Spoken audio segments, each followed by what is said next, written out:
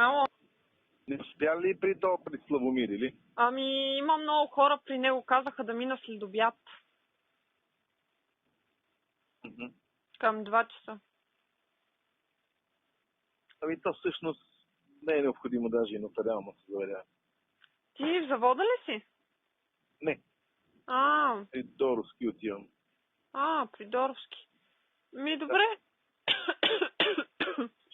Даже ако искаш, минете и го подпишете с пътка да се ни изнетне тя, защото тя пък почва да подпитва. Сега, ама за какво? Ама какво стана тук? Ама нещо. И си вземи един екземпляр. Ако мине, но реално мине. Не мине. Имаха много Това работа. си го дръж да го имаш, ти дам оригиналите.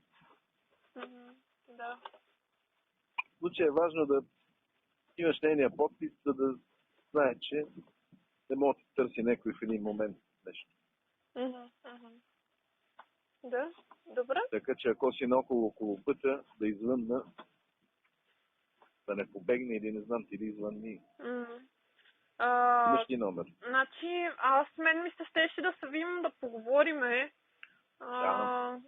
защото и без това говорихме сутринта. Ако искаш да се видиме, след аз мога да се дигна да ида до завода да се видим. И така. Ами, аз да видя колко време ще съм от тук при Доровски, предполагам, че половин час. Добре, звънни тогава.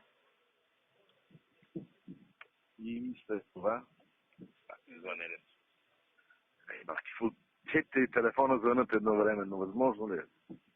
Това с книжките, доктор Бешлийския, ти лежачите, бе. Абе, всички искат да вземат парите, бе. Минали за минали, престали под парите искат.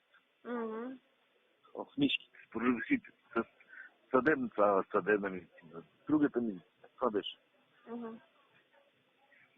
Ами... Добре. Мини през пътя ми се струва да ти го подпише и звънни тогава на къде сме, що сме да се виждаме. Окей, добре. Може и в кафето да се видим, ако сме в град още. Ами тук е много шумно. Джош, какво стана? Какво стана, Саков? Какво е? Не, има някакъв проблем. Бушона от татъка, що е паднал. Или сте го свалили толкова? Ето.